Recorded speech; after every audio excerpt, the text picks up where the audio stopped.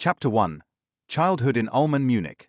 Albert Einstein was born on March 14, 1879 in the small imperial city of Ulm on the Danube. His birth was nothing unusual at first, and no one could have guessed that this child would one day be one of the greatest thinkers in human history. His parents, Hermann and Pauline Einstein, came from Jewish families from southern Germany. Together with his brother, Hermann ran a small electrical engineering workshop that specialized in the manufacture and sale of electrical equipment, an industry that was just in its infancy at the time. The family was middle class, but not wealthy, and they lived in modest circumstances. It is said that Pauline, the mother, had a close emotional bond with Albert and accompanied his first steps and words with the utmost attention. Early on, she noticed that her son was a rather quiet, thoughtful child who lost himself in his own thoughts.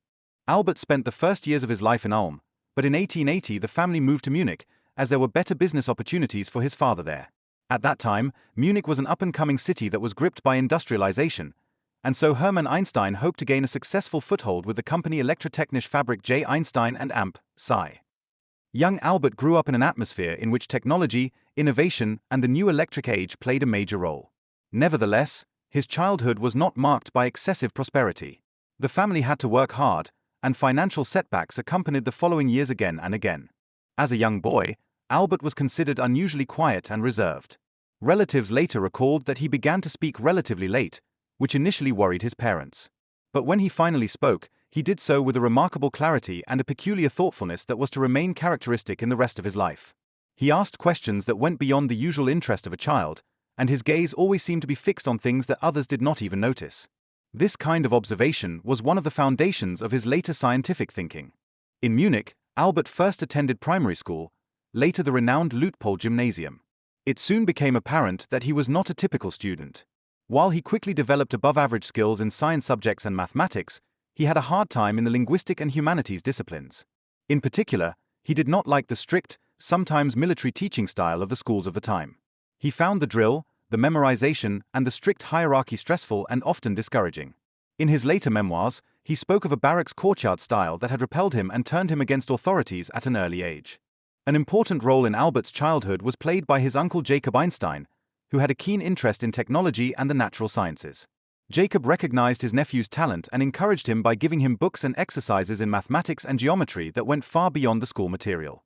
Albert enthusiastically immersed himself in these challenges and developed a special love for logic and abstract thought processes. Even as a teenager, he dealt with demanding mathematical problems that would have overwhelmed many of his peers. His mother also supported him in his musical inclinations. She taught him to play the violin, a passion that would accompany him throughout his life. Making music not only offered him a balance to think, but also an opportunity to express emotions that he otherwise hardly showed. A formative experience in Albert's childhood was the encounter with a compass that his father gave him when he was about 5 years old. The invisible effect of the magnetic needle, which seemed to always be oriented to the north without external influence, fascinated the boy deeply. He couldn't understand how an invisible force set the needle in motion. This experience awakened in him a lifelong curiosity for the invisible forces of nature and is considered in many biographies to be a key moment for his later urge to explore. It was perhaps the first impulse to the deep questioning that was to make him the founder of new physical worlds. The Munich years were not only marked by intellectual discoveries, but also by difficulties. His father's company ran into increasing economic problems as competition in the field of electrical engineering grew and larger companies displaced small workshops. When the orders decreased, the family had to move several times and their living conditions deteriorated noticeably. This uncertainty left its mark on the sensitive boy, who was aware of his parents' misfortune. At the same time, he learned early on that security and prosperity could not be taken for granted, a realization that accompanied him throughout his life. Albert's relationship with his teachers remained complicated. While some recognized and encouraged his talent, others considered him lazy and rebellious. He asked critical questions, interrupted lessons, and refused to accept things blindly. A teacher is said to have once said that the boy would never become anything right. This derogatory attitude reinforced Albert's aversion to the rigid school system. But despite these conflicts, he remained inquisitive. He spent countless hours at home reading specialist literature obtained from relatives or acquaintances, and immersed himself in topics such as mechanics, light, and electricity. In addition to school and family, Albert also developed a strong bond with his younger sister Maria, who was called Maya by everyone. She was born in 1881 and soon became a close companion in his childhood. The two siblings shared a lifelong affection that did not cease even in later years. Maya later often remembered how her brother fascinated her with his mind games, while he himself benefited from her cheerful nature. The years of his youth in Munich already clearly showed the tensions that were to shape Albert's life. On the one hand, the sense of duty towards school and social expectations; on the other hand, the irrepressible urge to go his own way, to question rules and to drill deeper than was usual. It was during this time that the trait that accompanied him throughout his life was formed: a mixture of rebellion against authority, deep curiosity, and an unshakable belief in the power of thought. When his father's company finally went bankrupt, it was a hard blow for the family.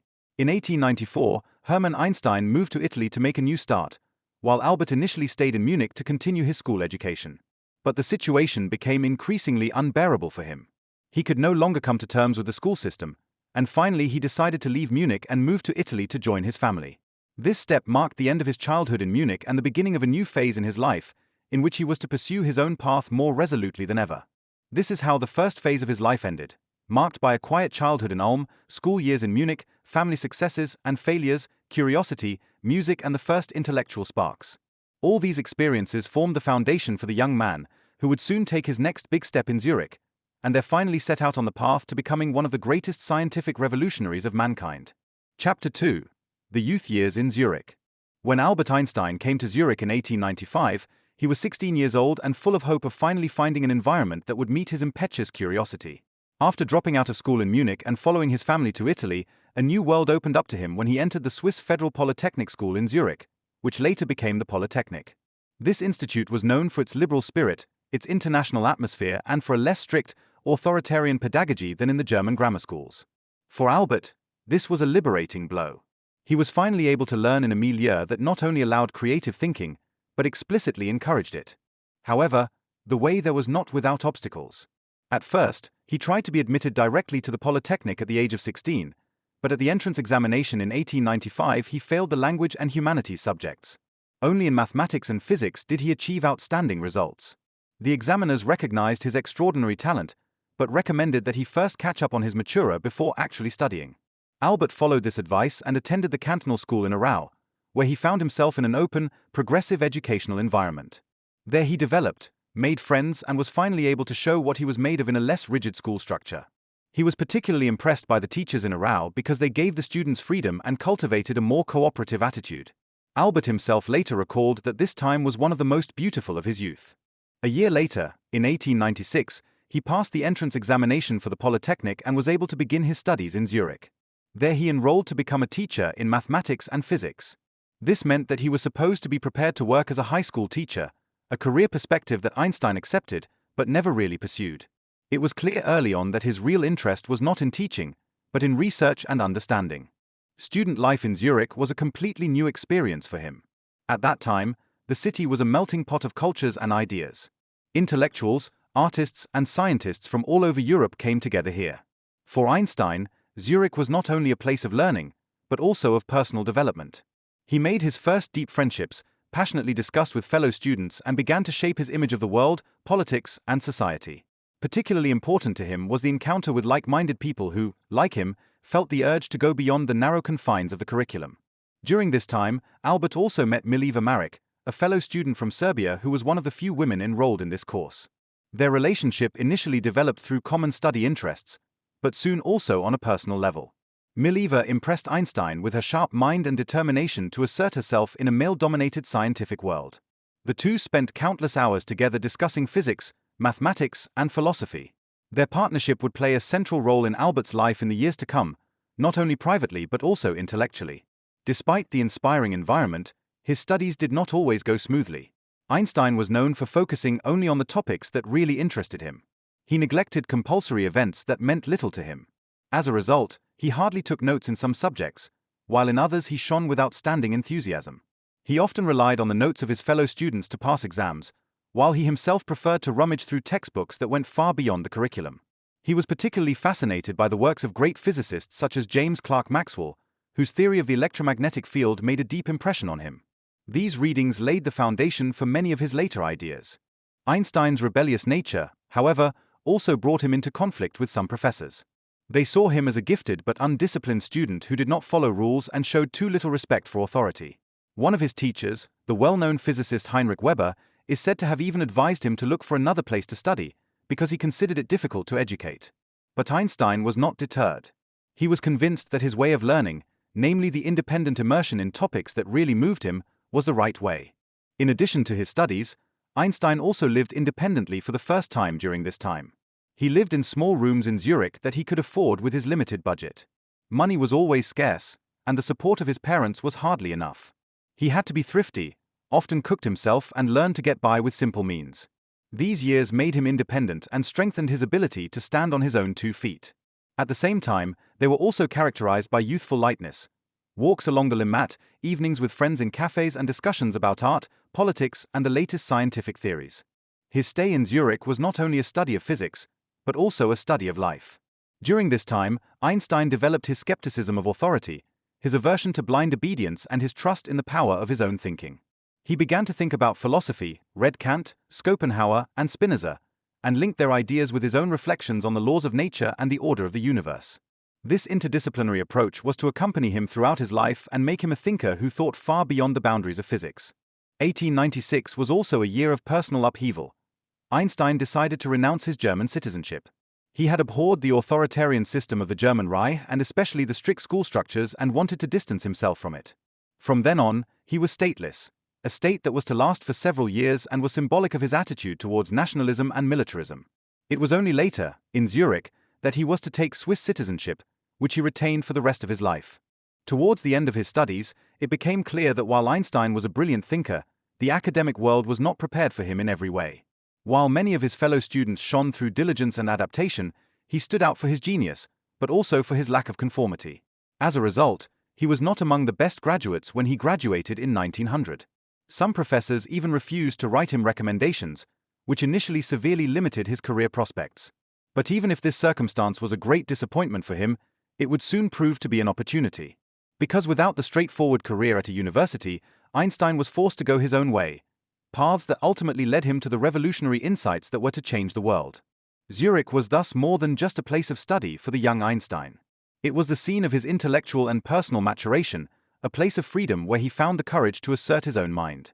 It was the city where he made lifelong friendships, found his first great love, dared to take the step into independence, and laid the foundations for his later scientific work. His youth in Zurich was the moment when the insecure student in Munich became a young man who was willing to question the conventions of science and life in equal measure. Chapter 3. Einstein's first love and marriage to Mileva Maric. When Albert Einstein was studying in Zurich, he met the woman who would play a central role in his life in the years to come, Mileva Maric. She was an extraordinary personality, not only because she had the courage to study physics as a woman at the end of the 19th century, but also because she was one of the few who could keep up with Einstein intellectually. Mileva came from Serbia, from a wealthy family that gave her an academic education despite the prejudices of the time. From the very beginning, she was a special case in her environment, a woman who sat in lecture halls where almost exclusively men studied, a woman who pursued mathematics and physics with the same passion as her male colleagues. The encounter with Albert was formative for both of them. Soon an intense friendship developed, which quickly grew into a deep love. Both spent countless hours together, studying together for exams, discussing the latest theories and talking about their future. Mileva brought a seriousness to the relationship that Einstein often lacked, as he was rather playful, rebellious, and unconventional. She, on the other hand, was structured, conscientious, and had both feet in life. It was precisely these contrasts that made their union so fruitful, but also so complicated. Even in the early years of their relationship, Albert wrote passionate letters to Mileva, in which he shared not only his feelings, but also his thoughts on physics and philosophy with her.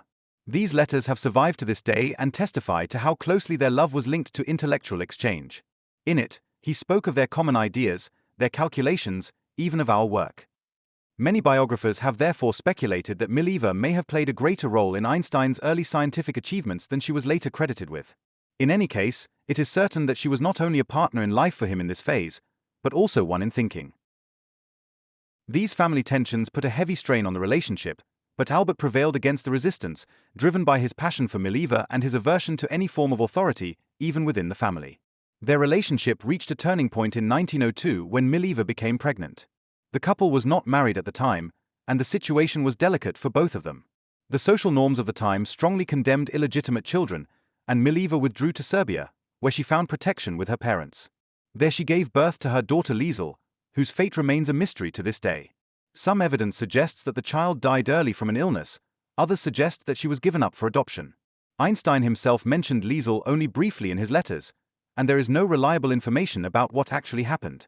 The only thing that is certain is that this event represented a difficult chapter in the lives of the young couple and deeply marked both emotionally. Despite this tragedy, Albert and Mileva married in 1903. The marriage began with high hopes, but also with the burden of economic uncertainty. Einstein did not have a permanent job at that time and eked out a living with odd jobs before finally getting a job at the Swiss Patent Office in Bern in 1902. This work was not what he had dreamed of, but it offered financial stability that was essential for the young couple's survival.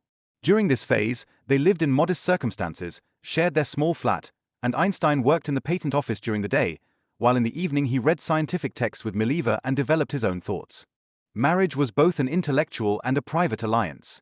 Mileva supported Albert in his research, discussed his ideas with him and helped him think through complex problems. Many of their evenings together were marked by conversations about physics, and it is obvious that Mileva contributed to the atmosphere in which Einstein's famous works of 1905, his Annus Mirabilis, were created. But while Einstein stepped more and more into the spotlight during this time, Mileva remained in the background. Her role was hardly noticed by the public, and her own academic ambitions were increasingly sidelined. In 1904 their first son Hans Albert was born, followed in 1910 by their second son Eduard. With the birth of the children, Mileva's role finally shifted to that of a mother and housewife. The balancing act between family and scientific partnership proved to be difficult. Albert, increasingly immersed in his work and soon internationally known, had less and less time for the needs of his wife and children. The initial equality in their intellectual exchange gave way to a one-sided relationship in which Mileva increasingly felt that she was standing in her husband's shadow. The strains of the marriage grew in the following years. Mileva suffered from depression and felt neglected by Albert. He, in turn, sought affirmation outside of marriage and began affairs, including with his cousin Elsa, who would later become his second wife. Tensions between Albert and Mileva eventually escalated, and in 1914 they separated. In Berlin, where Einstein had been called, Mileva refused to live with him. She stayed in Zurich with the children while Einstein continued his scientific career in Germany. The marriage was officially divorced in 1919. Part of the divorce agreement was a remarkable agreement. Einstein promised to hand over the money from a possible Nobel Prize to Mileva. He was convinced that he would receive this prize sooner or later, and in fact he was awarded the Nobel Prize in Physics in 1921. As agreed, the prize money went to his first wife, who used it to build a safe life in Zurich for herself and their children. Despite all the conflicts, a certain connection remained between Albert and Mileva, especially through their concern for their sons. Hans Albert later became a recognized scientist himself, while Eduard became seriously mentally ill and spent the rest of his life in psychiatric institutions, a fate that hit Mileva particularly hard. The relationship between Albert Einstein and Mileva Maric was a story of love, passion, intellectual partnership, but also of pain, loss, and alienation. It was shaped by the constraints of its time, by social prejudices, and by the difficulty of reconciling personal ambitions with family obligations. For Einstein, this marriage was an important period in his biography. It accompanied him in the decisive years in which he developed his most revolutionary ideas, and it shaped him as a person, even if he later distanced himself from it. For Mileva, on the other hand, the relationship with Einstein was both a highlight of her life and a source of deep suffering. This marriage reflects the tensions between genius and everyday life, between individual freedom and family responsibility, between scientific striving and human bonds. It is a chapter that shows that even the greatest minds of humanity are not free from the conflicts and fragilities of human existence. Chapter 4, Patent Attorney in Bern, the famous miracle years.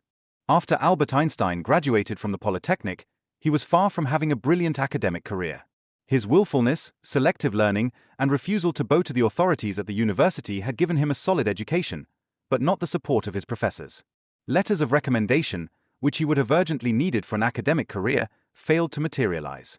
Thus, after graduating in 1900, Einstein found himself in an uncertain situation. Highly gifted, full of ideas, but without a permanent job or clear perspective.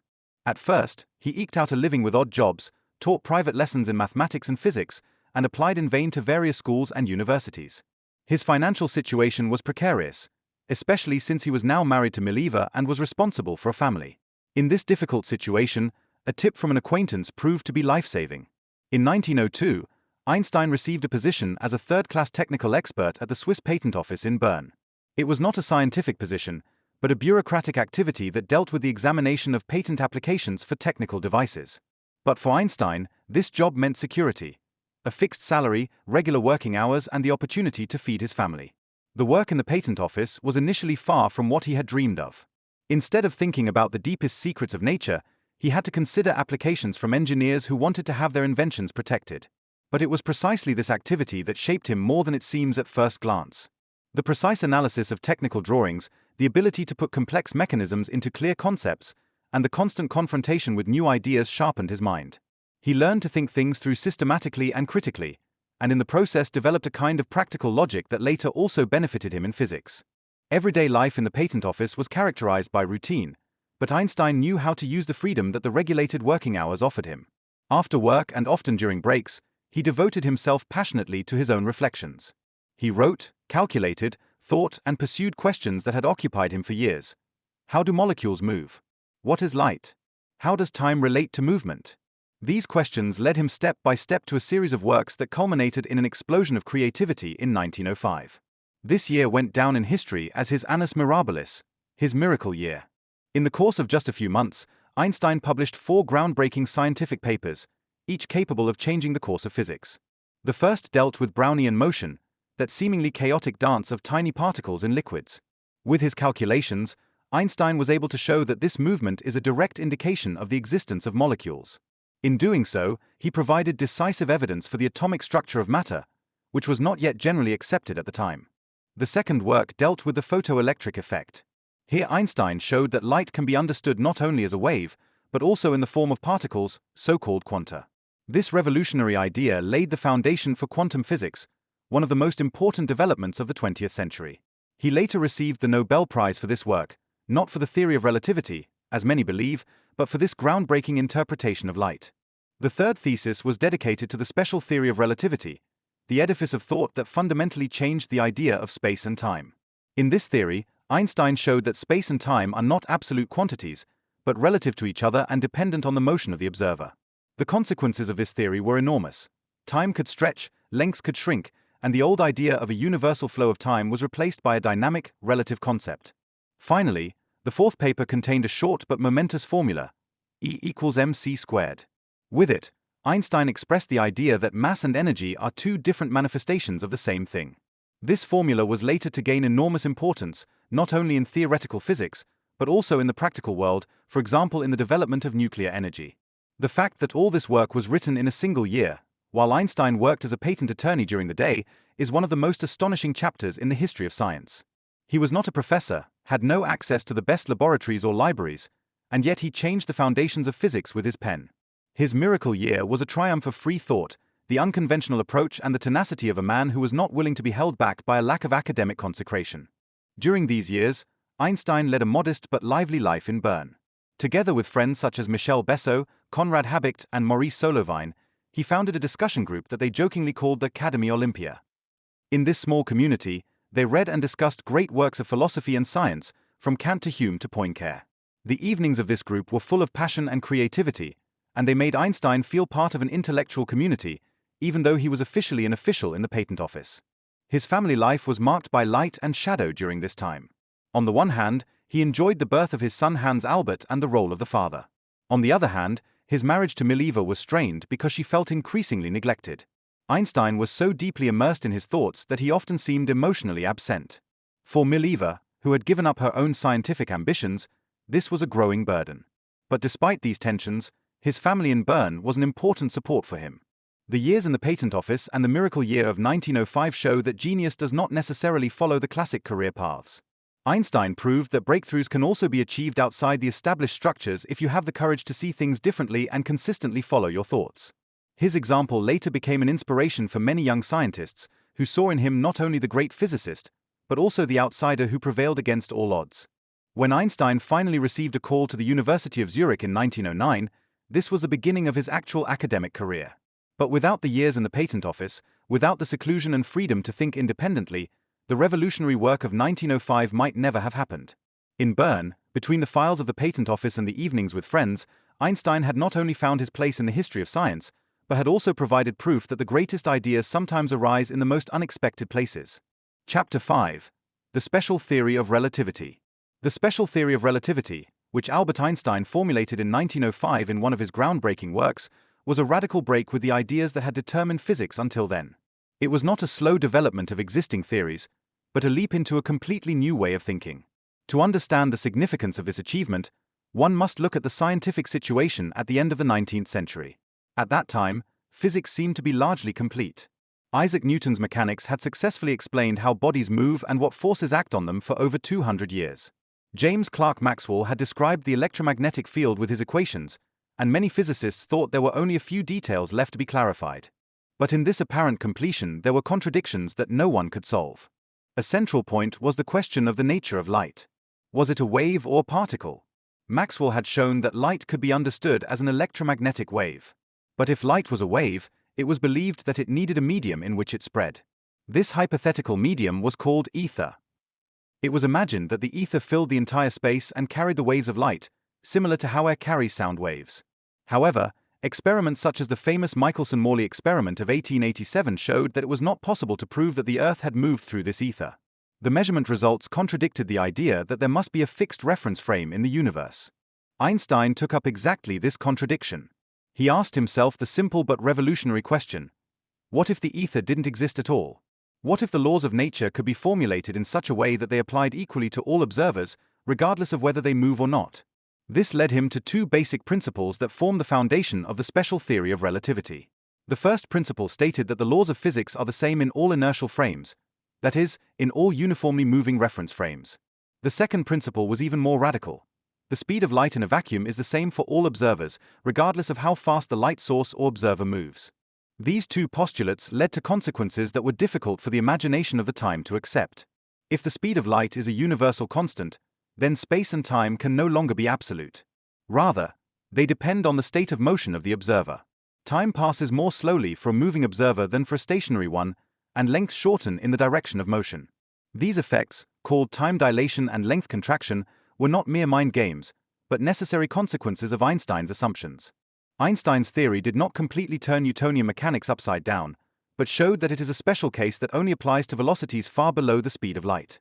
Newton's world remained valid for most everyday applications, but in the extremes, at very high speeds or in relation to electromagnetic phenomena, Einstein's new rules now had to be applied. This opened up an expanded view of nature that not only resolved the old contradictions, but also raised new questions. But Einstein did not think of practical applications when formulating his theory. For him, it was an attempt to bring the laws of nature into a logical and consistent form. His starting point was the need to bring clarity to the foundations of physics, not the desire to revolutionize technology. It was precisely this purity of thought that made his achievement so great. The publication of his work in the Annalen der Physik in 1905 did not initially meet with a great response. Many physicists did not understand the implications of his statements or viewed them skeptically. It seemed too incredible that time and space should be relative. But gradually it became clear that Einstein had achieved a decisive breakthrough. In particular, the mathematical elegance and inner consistency of his theory gradually convinced the critics. Within a few years, the special theory of relativity became an integral part of physics. The philosophy of the special theory of relativity reached far beyond the natural sciences. She asked the question of whether there is an absolute reality at all or whether everything depends on the point of view of the observer. This idea found resonance in philosophy, in art, and even in literature. It fit into a time in which old certainties were crumbling and new worldviews were being sought. The beginning of the 20th century was marked by upheavals in politics, society, and culture, and Einstein's theory became a symbol of this new thinking. The particular strength of Einstein's approach was that he derived far-reaching consequences from simple principles. He did not need elaborate experiments, but trusted in the clarity of thought. His famous thought experiments, in which he imagined flying after a beam of light, were the tools with which he broke the boundaries of imagination. From these simple images, he developed formulas that are still the basis of modern technology today, from GPS satellites that have to take time dilation into account to particle accelerators in which masses increase at almost the speed of light. The special theory of relativity was thus more than just a theory of physics. It was a new foundation on which the 20th century built its natural sciences. For Einstein, it was the beginning of a journey that he would later continue with the general theory of relativity. But even this first step was so powerful that it changed the image of the world forever. When Einstein became aware of the consequences of his theory, he felt a deep satisfaction, but also a certain loneliness. Few people could truly follow him, and it took many of his contemporaries years to realize the significance of his thoughts. But it was clear to him that he had taken the right path. His unwavering faith in logic, coupled with his independence from authority, had led him to a truth that proved inevitable. The special theory of relativity is still one of the most beautiful examples of how pure reason can transcend the limits of human experience. It shows that reality does not always correspond to what we intuitively perceive, but that it is often deeper, more subtle, and more surprising. Einstein had not only revolutionized physics with this theory, but also opened a new chapter in the history of human thought. Chapter 6. The General Theory of Relativity. After Einstein had shaken the foundations of the concept of space and time with the special theory of relativity, one question stuck with him. How can gravity be integrated into this new picture? Newton's theory of gravity has explained the motion of the planets and the effect of gravity with great precision since the 17th century. But it presupposes that forces can spread instantaneously over any distance. This image no longer fit the idea that the speed of light is the absolute limit of any effect. Einstein was convinced that there had to be a deeper explanation, a theory that described gravity not as an invisible force, but as a property of space and time itself. The starting point of his reflections was a thought experiment that he later described as the happiest of his life. He imagined a person falling from a roof. In this free fall, he no longer feels his own weight, he feels weightless. This principle of equivalence led Einstein to the idea that gravity and acceleration are indistinguishable from each other. An observer in an enclosed space, such as a lift that is in free fall, would not be able to determine whether it is in the gravitational field of a planet or whether it is being accelerated. This insight was the key to a completely new perspective. Einstein began to understand gravity no longer as a force, but as a curvature of space and time. Masses deform the fabric of space, and this curvature determines how other bodies move. Planets that orbit the Sun do so not because an invisible force attracts them, but because the Sun bends space-time in such a way that its orbits follow a kind of cosmic geometry. To describe this picture mathematically, Einstein needed new tools, and this is where differential geometry came into play, especially the work of Bernard Riemann. With the help of this mathematics, Einstein developed equations that described the relationship between matter, energy, and spacetime. This process was lengthy and full of setbacks. Between 1907 and 1915, Einstein wrestled with formulas, tested approaches, rejected hypotheses, and continued to work tirelessly. Again and again, he was convinced that he was close to the solution, only to find that a mathematical error or an inappropriate assumption ruined his work. During this time, he suffered under enormous pressure, because he knew that other physicists, such as David Hilbert in Göttingen, were also working on similar problems. But Einstein was determined to make the breakthrough himself. In 1915, after 8 years of hard work, he finally succeeded in formulating the field equations of the general theory of relativity. These equations connected the geometry of spacetime with the content of the universe. Put simply, matter and energy tell spacetime how to curve, and spacetime tells matter how to move. It was one of the most elegant formulations in the history of science. But Einstein was aware that his theory was more than another step in astronomy. It changed the entire understanding of the universe. For the first time, space and time were understood as a dynamic, changing network that interacts with matter. The theory opened the door to completely new questions. Could the universe itself have a curvature? Is it finite or infinite? Is it expanding or contracting? These questions later led to modern cosmologies, the discovery of the expansion of the universe, and models such as the Big Bang. Einstein himself initially reacted cautiously to some of these consequences. When his equations yielded solutions that suggested an expanding universe, he did not want to accept it. He added a cosmological constant to his equations to keep the universe static. It was only later, after Edwin Hubble's observations in the 1920s, that he had to admit that the universe was indeed expanding.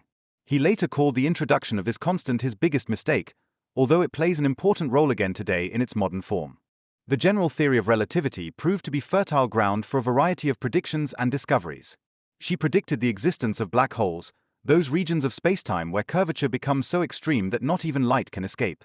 It explained the propagation of gravitational waves, which were directly detected almost 100 years later. It provided the basis for modern cosmology, satellite technology, and for understanding the universe on a large scale. For Einstein, the publication of his theory in 1915 marked the pinnacle of his scientific career. He had accomplished an achievement that not only replaced an existing theory, but opened up an entirely new view of the universe. Nevertheless, he remained a humble man who preferred to talk about the beauty of equations rather than his fame. He compared his joy to that of a child who discovers a well-kept secret. The general theory of relativity brought him not only scientific recognition, but also a public celebrity that no scientist before him had experienced. Newspapers, politicians, and artists suddenly took an interest in him, and his picture appeared on the front pages. But in the quiet hours, it was the elegance of his thoughts that counted for him. The importance of the general theory of relativity can hardly be overestimated. It is still one of the supporting pillars of physics today, equivalent to quantum mechanics, even if the two are not yet united in a common theory. It shows that gravity is not only a force but a property of spacetime, that the universe is dynamic and malleable. It teaches that our intuition, shaped by everyday experience, is often not enough to grasp the deepest structures of reality. For Einstein himself, the development of this theory was a journey full of doubts, loneliness, and moments of happiness. It shows the staying power he had, the ability to work on a problem for years without being discouraged.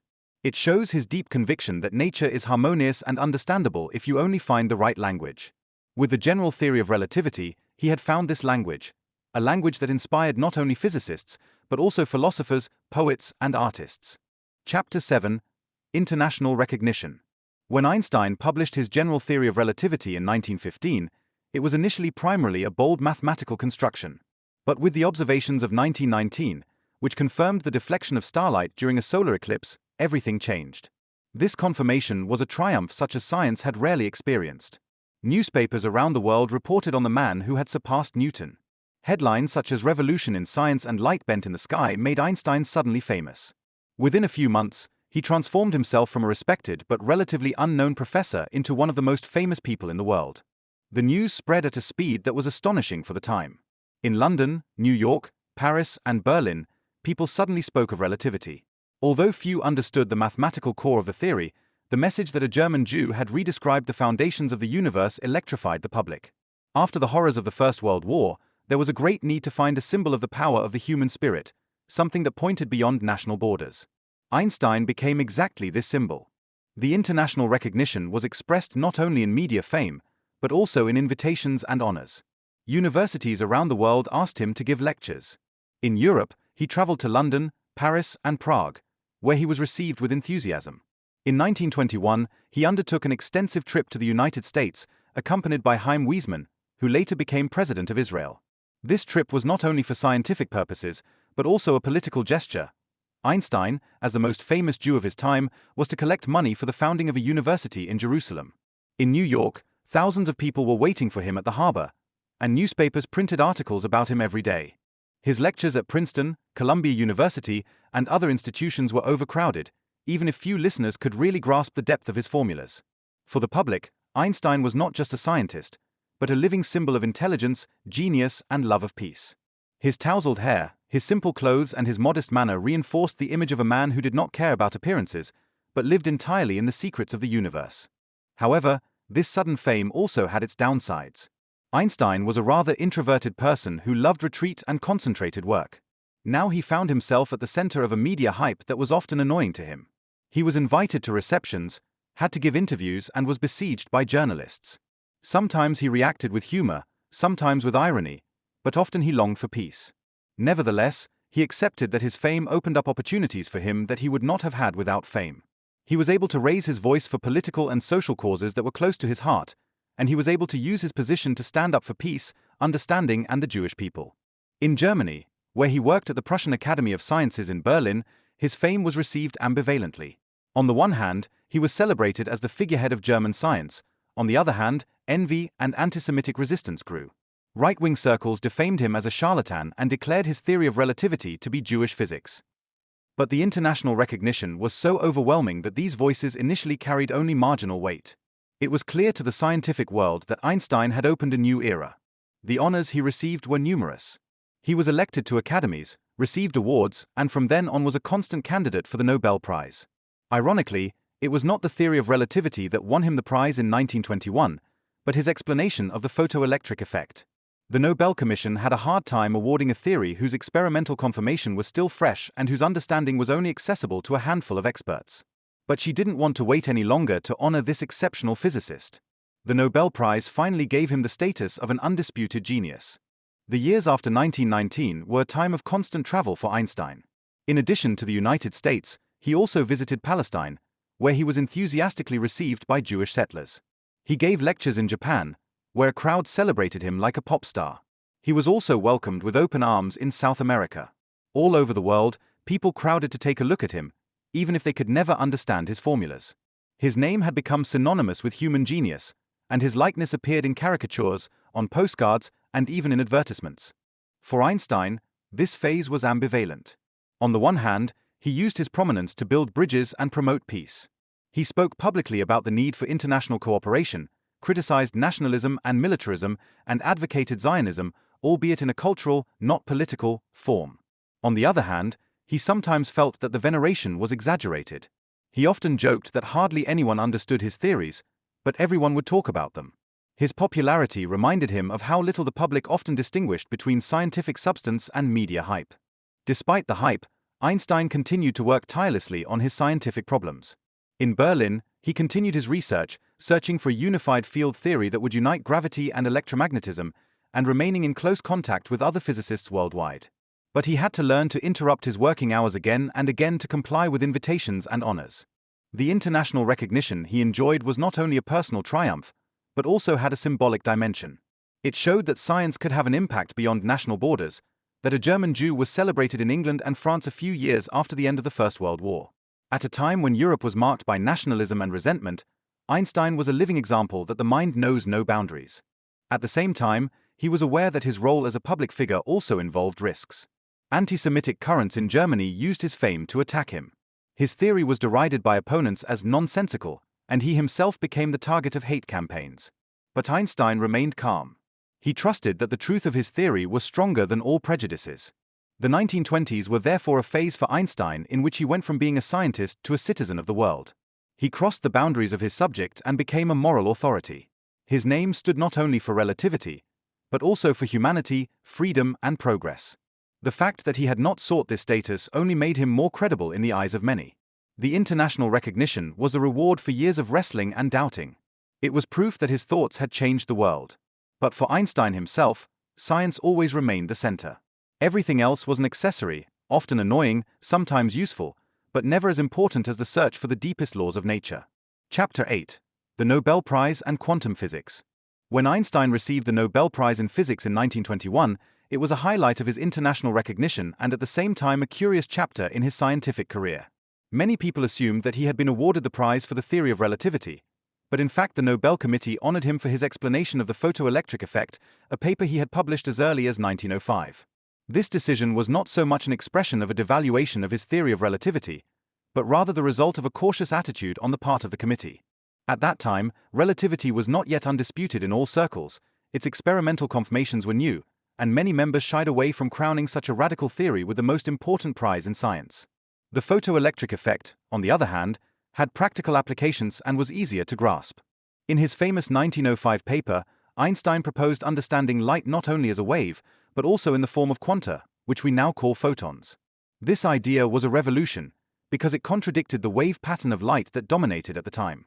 The photoelectric effect, the knocking out of electrons from a metal when it is irradiated with light, could not be explained with classical physics. Only if one assumed that light is transmitted in discrete energy packets did the observations make sense. This idea was the beginning of quantum physics, and Einstein had made a decisive contribution to it. The fact that he was honored for this contribution was almost ironic from today's perspective. While he co-founded the birth of quantum physics, he would later become one of its harshest critics. In the 1920s, quantum mechanics developed rapidly. Physicists such as Niels Bohr, Werner Heisenberg, Erwin Schrödinger, and Max Born formed a new theory that described the behavior of atoms and subatomic particles. This theory was not only successful in its predictions, but also philosophically radical. It stated that natural processes on the smallest scale are not deterministic, but are determined by probabilities. According to Heisenberg's famous uncertainty principle, it is in principle impossible to determine the exact location and momentum of a particle at the same time. For many young physicists, this was an exciting new view of the world, but Einstein found it deeply unsatisfying. His scientific thinking was shaped by the belief that nature was ultimately rational, orderly, and predictable. He accepted that quantum mechanics had phenomenal success in describing experiments, but he rejected the idea that chance should be a fundamental principle of nature. In an often quoted letter, he wrote, "God does not play dice." With this sentence, he expressed his conviction that quantum mechanics was not the last word, but only a preliminary theory that would one day be replaced by a more comprehensive, deterministic explanation. The debates between Einstein and Bohr are among the legendary moments in the history of physics. At various conferences, in particular the Solvay Congresses in Brussels, the two engaged in heated but respectful discussions. Bohr passionately defended the new image of quantum mechanics, while Einstein kept presenting new thought experiments to show its weaknesses. He constructed scenarios in which it seemed clear that quantum mechanics must be incomplete. But Bohr and his colleagues always found answers that preserved the consistency of the theory. Einstein could not come to terms with this situation. For him, it was inconceivable that nature should be left to chance on a fundamental level. He suspected that there was a hidden order behind quantum mechanics, so-called hidden variables, which explained the processes deterministically, even if they were not visible in the theory of the time. This attitude increasingly brought him into conflict with many of his contemporaries, who enthusiastically advanced quantum mechanics and celebrated its practical successes. Despite his skepticism about quantum mechanics, Einstein was far from being considered an opponent of scientific progress. He was aware that the theory was enormously successful in its predictions, and he appreciated the work of his colleagues. But he insisted that a theory must not only function practically, but also be philosophically satisfying. For him, physics was more than a collection of formulas. It was an attempt to find the deepest truth about nature. The years following the award ceremony were marked by an interplay of academic work and public life. Einstein had become an icon in the meantime, but he tried to continue his research despite all the attention. He was engaged in the search for a unified field theory that would unite gravity and electromagnetism, while at the same time questioning the basic assumptions of quantum mechanics at conferences. In the scientific community, his objections were taken seriously, even if many of his colleagues disagreed. The disputes with Bohr, Heisenberg, and Born were not only intellectual duels, but also an expression of a deep philosophical divide. On the one hand, there was the old ideal of a deterministic world in which everything happens by necessity, and on the other hand, the new image of a nature that is probabilistic at its core. This debate was to occupy physics for a long time to come and has not yet been finally concluded. For Einstein himself, the Nobel Prize was not an endpoint, but rather an episode. Although he accepted the award with joy, he did not see it as the highlight of his career. He drew real satisfaction from his theories, not from prizes or public honors. Nevertheless, he knew that the Nobel Prize was a kind of protective shield for him, consolidating his position in the scientific world, even if he held unpopular opinions. The awarding of the prize also had a private dimension. As agreed in his divorce agreement with Mileva, the prize money went to her. This allowed her to create a certain financial security for herself and her children in Zurich. For Einstein, this was a pragmatic solution that helped him alleviate family tensions, even as the emotional distance from his first wife remained. Thus, the Nobel Prize for Einstein combined scientific recognition, personal consequences, and philosophical irony. He finally made him a world-class figure, whose name was no longer only circulated in professional circles, but was present in newspapers, schools, and even in people's everyday lives. At the same time, he placed it at the center of a scholarly debate that is one of the deepest and most exciting of the 20th century. Einstein was now not only the father of the theory of relativity, but also a central player in the debate about the nature of the quantum world. He was co-founder and critic at the same time, a man who pushed the boundaries of thought and at the same time was not prepared to accept the last riddle as solved. In this tension lay part of his greatness, the refusal to be satisfied with half-truths and the unshakable belief that nature must be intelligible at its core. Chapter 9: Einstein's dispute with quantum mechanics. Einstein had made a decisive contribution to the founding of quantum physics in the first place through his explanation of the photoelectric effect. But the more this new theory developed in the 1920s, the more alien it became to him.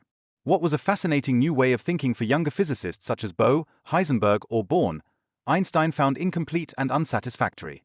His entire scientific life was carried by the conviction that nature was rational and understandable in its basic features. Quantum mechanics, on the other hand, spoke of probabilities, uncertainties, and coincidences. For Einstein, this was a break with the ideal of a clear, deterministic order. The central points that bothered him concerned the indeterminacy that Heisenberg had formulated in his famous uncertainty principle, and the Copenhagen interpretation that Bohr and his followers advocated. According to this interpretation, a physical system has no unique properties until it is measured. Only the measurement decides which value a quantity takes. To Einstein, this sounded like a step back into mysticism. He could not accept that reality should depend on an observer. In his eyes, quantum mechanics did not describe reality itself, but only our knowledge of it, and this knowledge was incomplete. Again and again, Einstein tried to show the weaknesses of the theory with thought experiments. At the famous Solvay conferences in Brussels, there were intense battles of words between him and Bohr. Einstein constructed scenarios that were supposed to show that it was possible to circumvent the uncertainty principle and yet determine exact values for the position and momentum of a particle.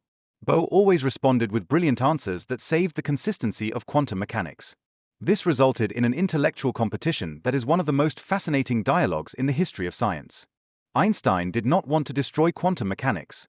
He recognized her achievements and appreciated the precision with which she explained experiments. But he refused to accept it as the definitive description of reality. Again and again he spoke of hidden variables, those unknown quantities that would in fact explain the apparent coincidence in a deterministic way. He firmly believed that nature does not play dice, that behind the fog of probabilities there is a clear order. He summed up this conviction with his famous phrase, "God does not play dice," and even though he himself was not a religious person in the conventional sense, he expressed his belief in universal rationality. In the 1930s, Einstein, together with his colleagues Boris Podolsky and Nathan Rosen, put forward perhaps the most famous argument against quantum mechanics, the so-called EPR paradox. In their 1935 article, they described a situation in which two particles interact with each other and are then separated.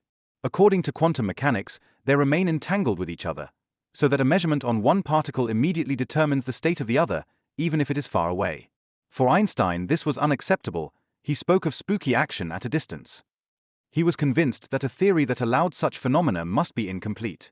Instead, there must be hidden variables that determine the results in advance, without the need for a mysterious long-distance effect.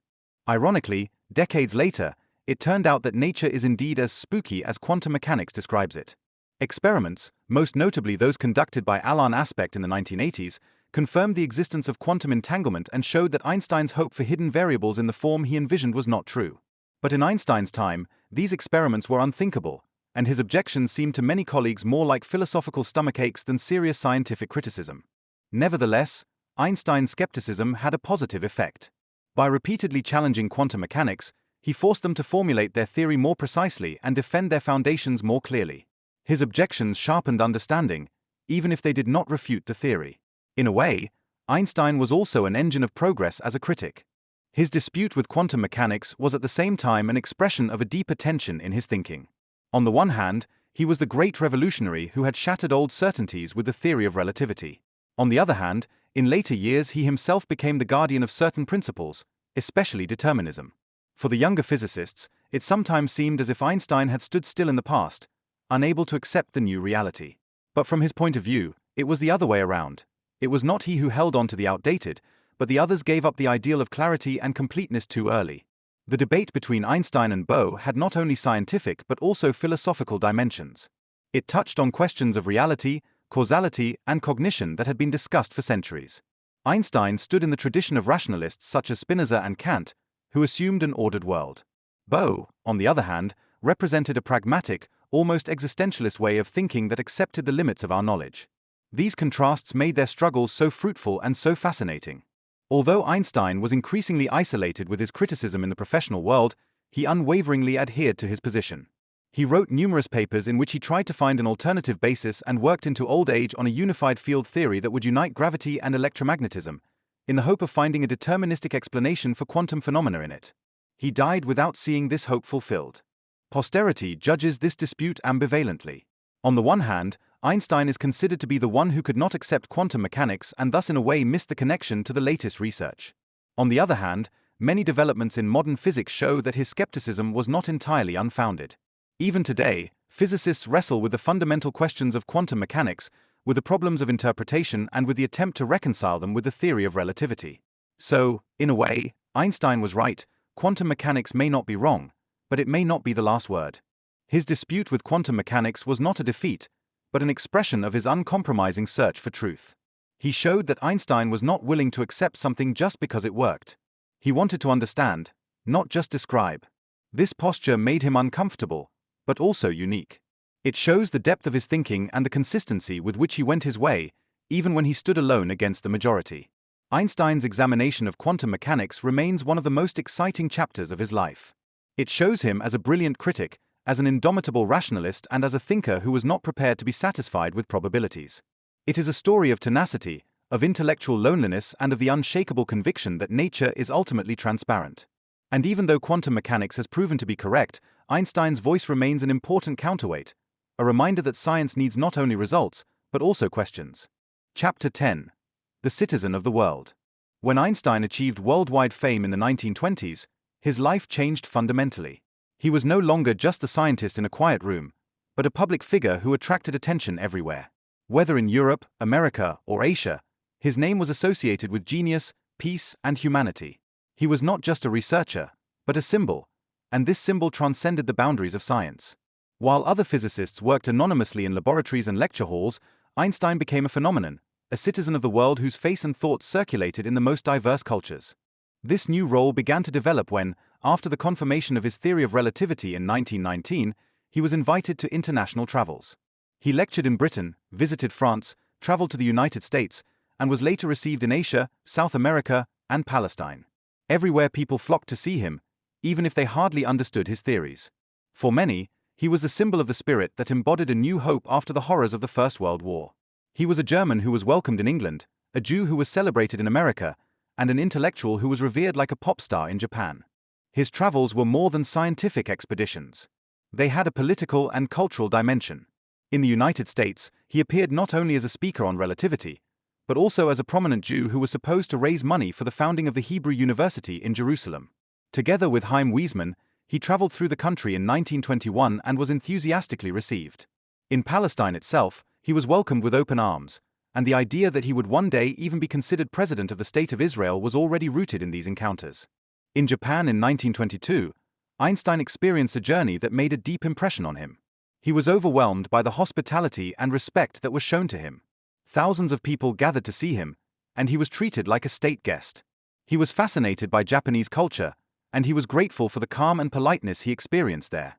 In his diaries, he described the trip as one of the most beautiful experiences of his life. In South America, too, he experienced a reception that otherwise only politicians or artists receive. In Argentina and Brazil, people flocked to his lectures, and newspapers reported on his stay every day. His words were understood as messages of reason and peace, regardless of whether anyone could comprehend his physical formulas. Einstein himself was ambivalent about this popularity. On the one hand, he enjoyed the appreciation and the opportunities it opened up for him. He was able to raise his voice for issues that were important to him: peace, international cooperation, social justice. On the other hand, he found the hype about his person stressful. He was basically a person who loved the silence of reflection, and the constant presence of journalists, photographers, and admirers was a source of fatigue for him. He often spoke ironically about the relativity of the public and remarked that his theories were understood by very few, but admired by most. Nevertheless, he took his role as a citizen of the world seriously. He used his popularity to build bridges and spread political messages. He spoke out against nationalism and militarism, warned of the dangers of a new war, and advocated international understanding. Especially after the experiences of the First World War, which had left Europe in ruins, he felt it was his moral duty to raise his voice. His commitment made him a political figure. He supported pacifist movements, advocated the League of Nations, and openly criticized rearmament in Europe. At the same time, he was involved in Zionism, always emphasizing that he was not concerned with political power, but with cultural renewal and the creation of a spiritual center for the Jewish people. For him, the Hebrew University in Jerusalem was a symbol of this renewal, and he remained closely associated with it until the end of his life. But Einstein was not only a citizen of the world in the political and cultural sense, but also in his personal identity. He had renounced German citizenship, later acquired Swiss citizenship, and finally settled in the United States. For him, home was not a place, but a spiritual concept. He felt like a citizen of a world connected by science, culture, and humanity. In a letter, he wrote that he did not see himself as a German, Swiss, or American, but as a human being. This attitude made him a role model in a time when nationalism and demarcation were dominant. The role of the citizen of the world also brought him criticism. In Germany, he was met with hostility from nationalist circles, who defamed him as a traitor and an UN German Jew. Anti-Semitic smear campaigns against him increased in the 1920s, and his public position made him a particularly visible target. But Einstein was not intimidated. He openly opposed these currents, even though he knew they were dangerous. For the international community, however, he was a moral authority. In the United States, England, France, and beyond, it was seen as proof that science and humanity are universal values. His name stood not only for relativity, but for a way of thinking that overcame borders. His role as a citizen of the world reflected the ambivalence of his life, the tension between the retreat into a quiet life as a researcher and public responsibility, between the need for peace and quiet and the duty to take a stand. But it was precisely this ambivalence that made him authentic. He was not a politician, not a speaker in the classical sense, but a thinker who spoke from his integrity. In the 1920s and 1930s, Einstein became a symbol of cosmopolitanism. His travels, public appearances, and political statements made him a global figure whose influence went far beyond physics. In a world increasingly entangled in nationalisms and conflicts, he embodied the hope for a humanity connected by reason and science. Chapter 11: Einstein and Politics. Einstein was a scientist at heart, a man of thoughts and formulas, but the 20th century with its political upheavals, wars, and catastrophes forced him to take a stand again and again. Unlike many of his colleagues, who deliberately separated their work from political issues, he felt a public figure and a human being who felt obliged to raise his voice. Politics sought him out, and he did not evade it. Instead, he used his popularity and moral authority to speak out on issues such as peace, disarmament, Zionism, and human rights. Einstein had already taken a pacifist stance during the First World War. While many German intellectuals supported the war, he was one of the few to sign a manifesto against the war policy. He condemned nationalism and saw in it a destructive force that led humanity to ruin. His pacifist convictions were not naive, but were based on a deep distrust of authority and power. He had experienced firsthand how much German society was geared towards obedience and subordination, and he was convinced that this attitude had made the war possible. After the war, he became involved in pacifist organizations and spoke publicly for disarmament and international cooperation. He stood up for the League of Nations, although he recognized its weaknesses, and he warned against a renewed militarization of Europe. His commitment brought him admiration, but also enemies. Nationalist groups in Germany called him a traitor, and anti-Semitic circles used his stance to defame him. But Einstein was not intimidated. He was convinced that it was his moral duty to condemn the war and to stand up for a more peaceful world. At the same time, his commitment to Zionism developed. Although Einstein felt little religious connection in his youth and saw himself as culturally Jewish but not religious, he became an important voice in Jewish life in the 1920s. He saw Zionism less as a political project to create a state, but rather as a cultural and spiritual renewal of the Jewish people. The founding of the Hebrew University in Jerusalem was particularly close to his heart. On his travels, he collected money for this project, gave lectures, and supported the idea of a spiritual center for Jews worldwide. For him, this was a response to the anti-Semitism he experienced firsthand in Europe. Einstein was aware of the threat of anti-Semitism early on. In Germany, he increasingly became the target of nationalist agitation in the 1920s. Newspapers attacked him, his lectures were disrupted by right-wing groups, and he received threats. Nevertheless, he remained publicly active and repeatedly emphasized that Jews had a right to dignity and cultural self-determination. When the National Socialists later came to power, he had long since become a prominent Jewish voice, whose words carried weight far beyond science. Einstein also expressed himself clearly on questions of social justice and human rights. He sympathized with socialist ideas without ever joining a party. For him, socialism was less an economic doctrine than an ethical principle that emphasized society's responsibility for the individual. In the United States, where he lived from the 1930s, he campaigned for the rights of African Americans, spoke out against racism, and joined organizations that campaigned for equal rights. He was convinced that scientists should not only be researchers, but also citizens with responsibility. With the seizure of power by the National Socialists in 1933, Einstein's political voice became even more important. He emigrated to the USA and publicly declared that he could not return to a country based on hatred, violence, and oppression. From Princeton, he became a critic of Nazism, warning the world of the dangers posed by Hitler. His letters, speeches, and articles reached a wide audience and helped raise awareness of the threat. His relationship to the question of nuclear weapons was particularly explosive. As a physicist, he knew about the possibility that nuclear fission could create an unimaginable weapon.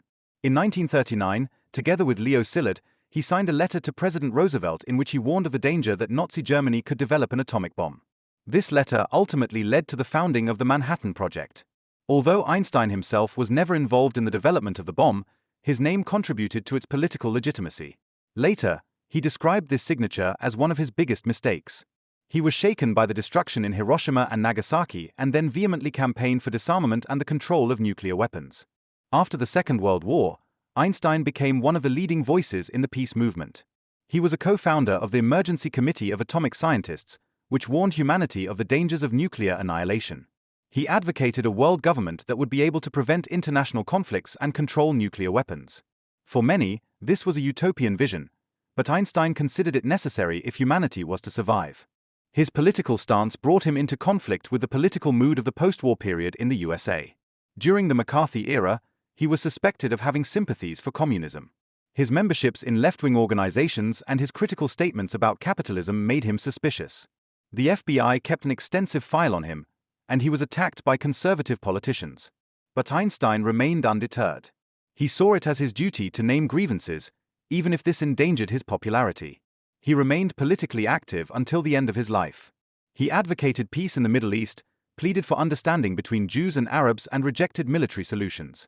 When he was offered the office of President of Israel in 1952, he turned it down because he did not see himself as a politician, but as a scientist and moral voice.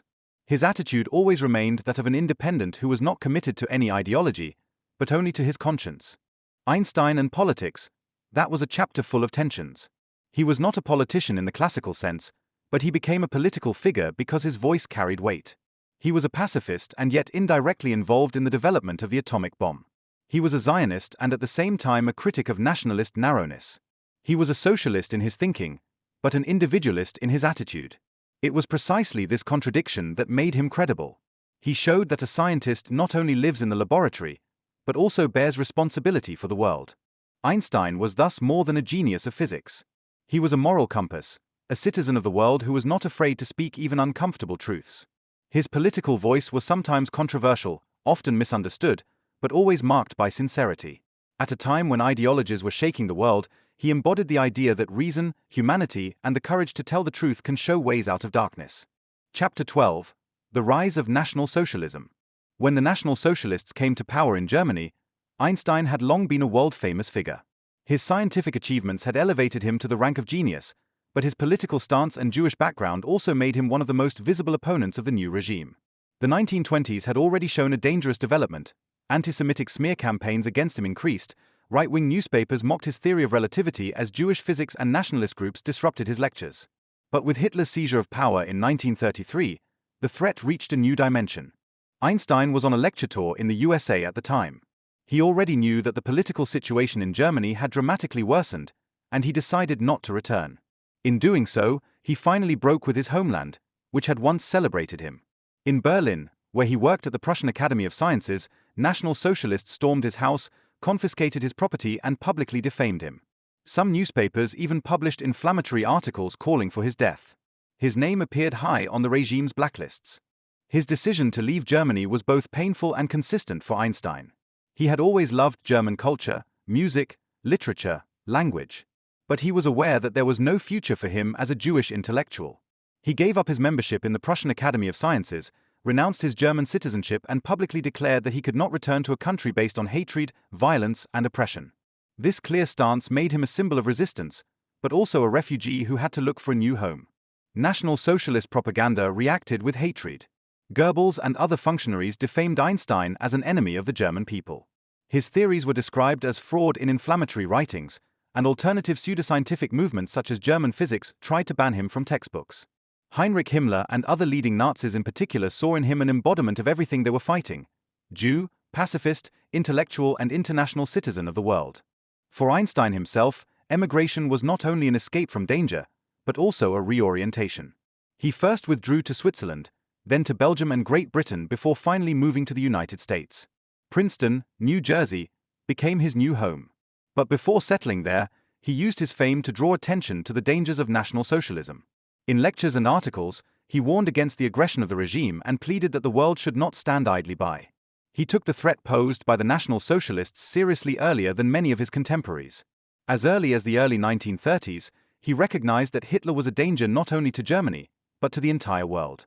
While other intellectuals hoped that the regime would moderate itself or collapse on its own, Einstein spoke openly of the need to oppose it.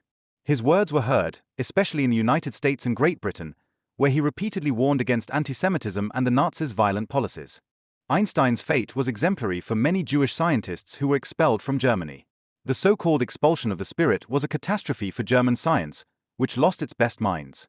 Physicists, chemists, physicians, and philosophers emigrated to the USA, Great Britain, or Palestine, where they established new academic centers. Einstein was one of the most prominent among them, and he used his position to help other refugees. He campaigned for visas, collected money for aid organizations, and supported colleagues who were in need. The personal experience of the loss had a deep impact on him. He had left his house, his position, and a large part of his previous world behind. He began a new life at Princeton, but the memory of Germany remained an open wound.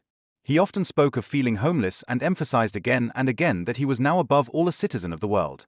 His break with Germany was final. When the Nazis burned his books and publicly called him an enemy of the state, it was clear to him that a return was impossible. Even after the war, when he was invited by Germany to accept honors, he declined. He could not forget that the majority of the German population had supported or at least accepted the regime.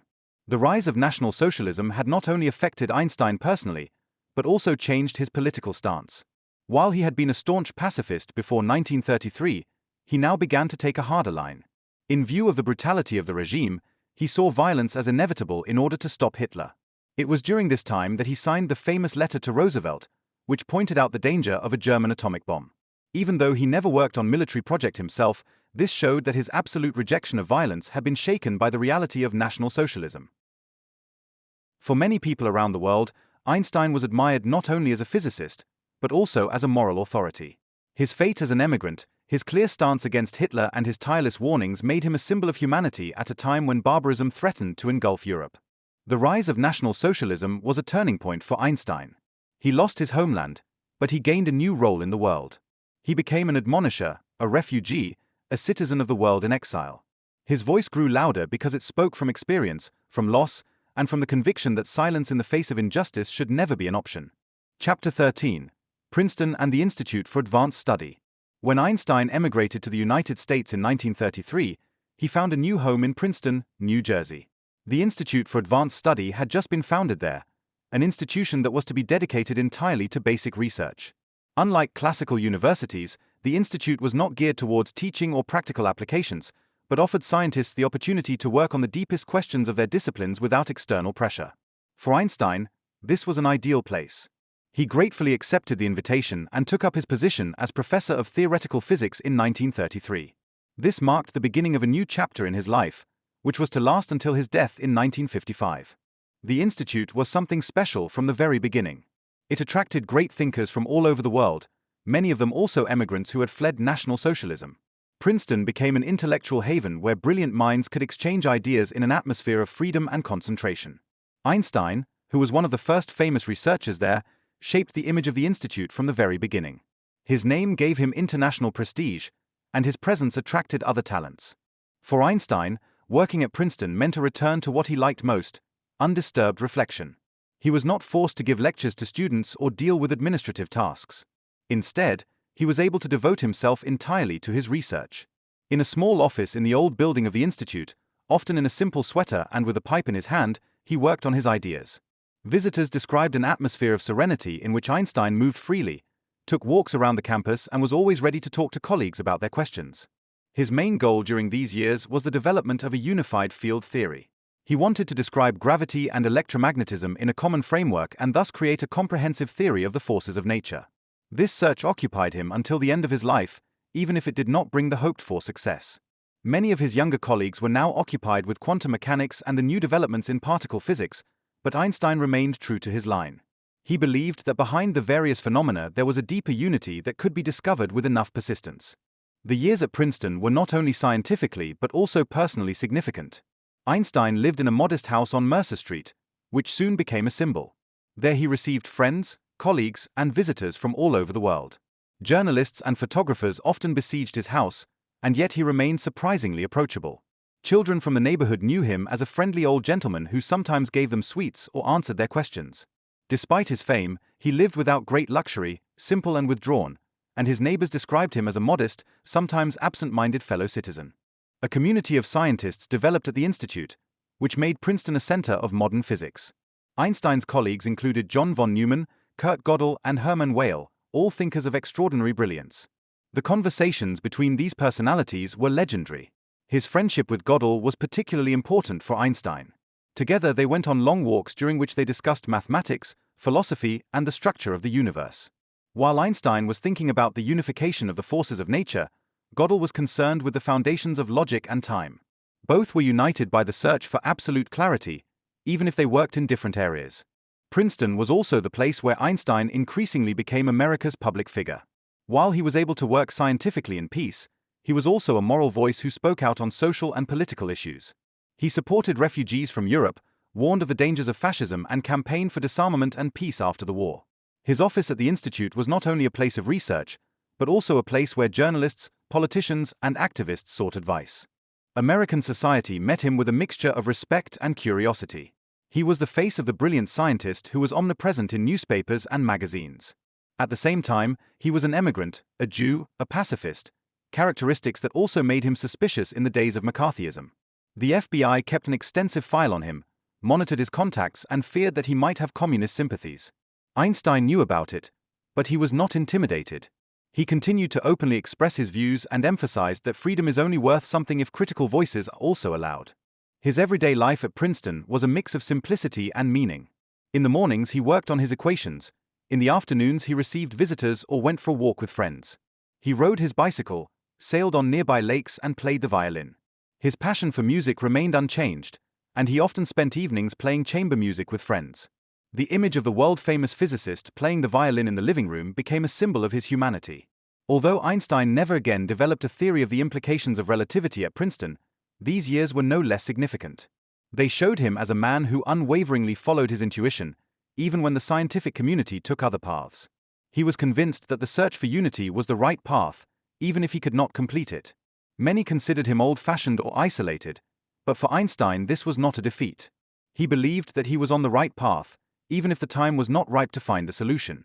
The time at Princeton was also characterized by a certain serenity, which did him good after the stormy years in Europe. Here he was safe from political persecution. Here he could work in peace. The institute gave him the freedom he needed to remain creative into old age.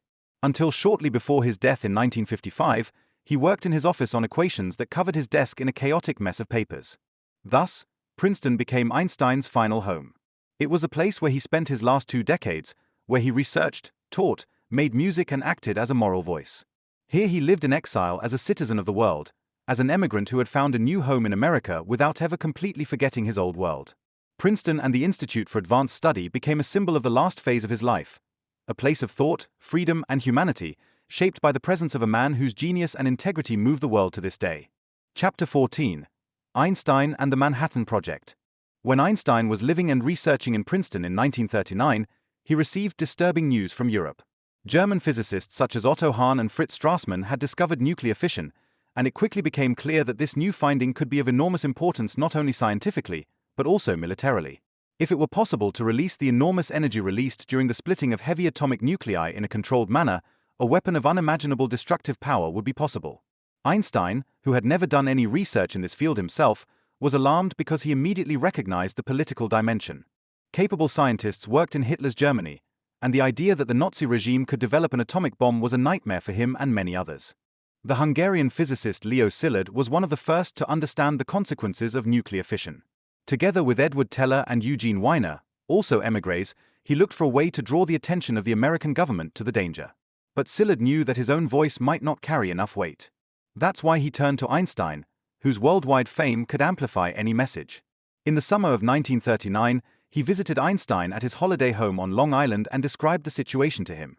Einstein listened attentively and was immediately ready to help. This is how the famous Einstein-Szilard letter was born, which was sent to President Franklin D. Roosevelt in August 1939. In this letter, the scientists warned that Germany may be working on a nuclear bomb and recommended that the United States should begin its own research. Einstein himself did not formulate the text, but he signed it, thus giving the warning an authority that no other scientist possessed.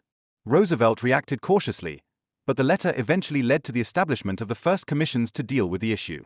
This later developed into the Manhattan Project. Einstein himself, however, did not play an active role in this project. He was neither invited to participate, nor would he have been willing to do so. The American government considered him a security risk because of his pacifist stance and political activities. Ironically, the man whose name was most associated with the atomic bomb was never involved in its development. Although his theoretical work on energy and mass had provided the basis, the famous equation E=mc² described the transformation of matter into energy. He himself had never researched practical nuclear physics. When the atomic bombs were dropped on Hiroshima and Nagasaki in 1945, Einstein was deeply shaken. He felt complicit, even though he had not been involved in the development. Again and again he said that signing the letter to Roosevelt had been his biggest mistake. He had taken the threat posed by Hitler seriously and believed it was necessary to warn the United States. But he had not foreseen that the bomb would ultimately be used not against Germany, but against Japan, and that it would have such a devastating effect. After the war, Einstein was a passionate advocate of disarmament and international control of nuclear weapons. He was a co-founder of the Emergency Committee of Atomic Scientists, which informed the public about the dangers and called for worldwide cooperation to prevent a nuclear arms race. He emphasized again and again that humanity had crossed a threshold with the atomic bomb. For the first time, it was possible to destroy civilization itself. In numerous articles, interviews, and speeches, he warned of the self-destruction of humanity if no new form of international cooperation was found.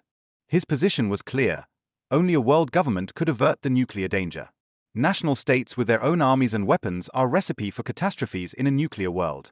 This idea was well received by some, but was also met with fierce criticism. Many considered it unrealistic or even dangerous. In the USA, where the Cold War soon began, Einstein was suspected of harboring communist sympathies with such demands.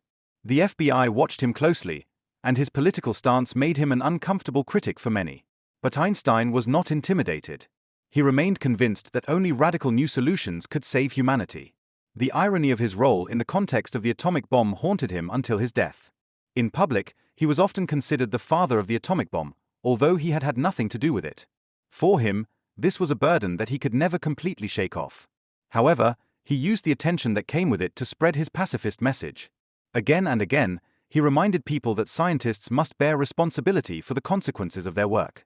For him, it was not enough to make discoveries. One must also think about its consequences. His relationship to the nuclear weapons issue shows the ambivalence of his attitude. On the one hand, he was a convinced pacifist, and on the other hand, he had signed the letter to Roosevelt that opened the way to the Manhattan Project. This tension reflected the inner conflict of many intellectuals of his time, who vacillated between moral ideals and political reality.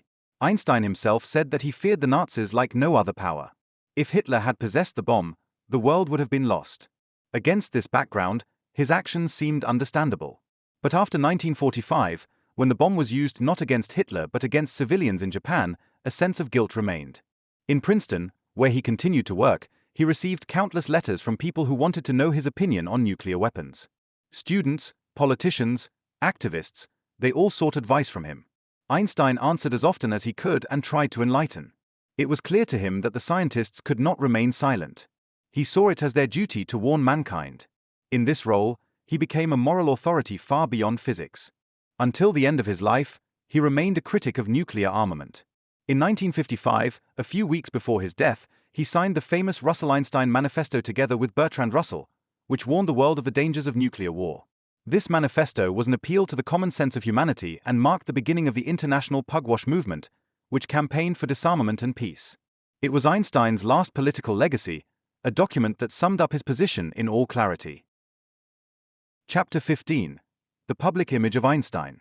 Hardly any other scientist of the 20th century became as much of a public figure as Albert Einstein. His name became synonymous with genius, his face an icon known far beyond the boundaries of physics. Even during his lifetime, he was not only a scholar, but a symbol that appeared in newspapers, magazines, caricatures, and later in cinema and television. The public image of Einstein was a fascinating mixture of reality, myths, anecdotes, and projections. The media loved Einstein because he was not only a brilliant thinker, but also a charismatic figure. His tousled hair, mischievous smile, pipe in hand, and casual attire made him the antithesis of the stiff professor. He corresponded to the image of the ingenious but unconventional scholar who hovers above things and cares little about conventions. This image was captured in countless caricatures and photographs and shaped the idea of the scientist in the collective memory. Einstein himself contributed to this image, albeit unconsciously. He cared little about appearances, rarely cut his hair, wore simple sweaters instead of formal suits, and moved with a mixture of modesty and mischievousness. He had a humorous manner that attracted journalists, and he knew how to explain complex issues in simple terms without seeming arrogant. When he said that relativity could be explained in such a way that even a child understands it, he won sympathy, even if most people could not understand the formulas. His popularity went far beyond the scientific world. It became a cultural symbol that appeared in a wide variety of contexts. Caricatures depicted him with an oversized head, films and plays mentioned him, musicians dedicated works to him, and his face even appeared in advertising. At a time when cinema and the mass media were becoming increasingly important, Einstein embodied the image of the modern genius. His public image was by no means only positive. In Germany, he was fiercely attacked by nationalists and anti-Semites. They defamed his theories as Jewish physics and called him a charlatan. But internationally, admiration and fascination prevailed. Especially in the United States, he became a symbolic figure in the 1930s and 1940s. Here he was not only the great physicist, but also the refugee who had fled from Hitler, the pacifist who spoke out against war and nuclear weapons, and the intellectual who thought freely and independently. The public image of Einstein was also so strong because it corresponded to his personality. He was indeed independent, critical, and humorous. He was not afraid to question authority, and he loved to look at things from a different perspective. These qualities made him likable and made him stand out from the mass of scholars. While many scientists remained known only in professional circles, Einstein became a figure who played a role in the general public. A highlight of his media presence was the famous photo that showed him with his tongue sticking out on his 72nd birthday in 1951. The photographer Arthur Sass had photographed him at a party, and the picture quickly became world famous. It showed Einstein not as a serious professor, but as a mischievous old man who could laugh at himself. This photo became an icon of pop culture and graced posters, postcards, and t-shirts. It symbolized the playful side of his character and strengthened identification with him as a person. Another aspect of his public image was his role as a moral authority. He was considered the conscience of science, someone who not only researched, but also thought about the consequences of his research. His critical stance on nuclear weapons, his support for civil rights in the US, his solidarity with refugees, all this reinforced the image of a man who was not only clever but also good. Whether this always corresponded to reality remains to be seen, but it shows how strongly the public idealized him. After his death in 1955, the image of Einstein remained alive. His figure became part of pop culture, his name a synonym for intelligence. When you called someone Einstein, you meant a particularly clever person. His photos still hang in classrooms and offices today. His face adorns books, films, and even advertisements. It became a brand whose appeal did not go out. The public image of Einstein is therefore a remarkable example of how a scientist can become a myth. It shows how much society is looking for symbols that embody genius, humanity, and independence. Einstein was more than a physicist. He was a cultural phenomenon, a modern hero who was both a real man and a mythical figure. The fact that he had not sought this role only makes it all the more impressive. Einstein always wanted to be a researcher, a thinker who wanted to understand nature. But he became an idol because he embodied qualities that went beyond science: wit, modesty, courage, and originality. In his disheveled hair, in his pipe, in his mischievous smile, the world saw the image of the ingenious outsider who solves the greatest mysteries and remains human. After Einstein had found a new home in Princeton, he devoted the last 2 decades of his life to one major task: the search for a unified field theory, often referred to as the world formula.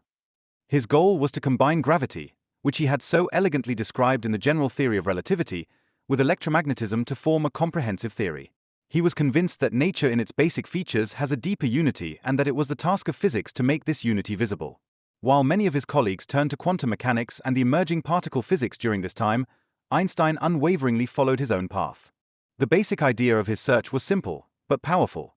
Just as he had merged space and time into a unity in the theory of relativity, he now also wanted to unite the forces of nature in a common mathematical framework.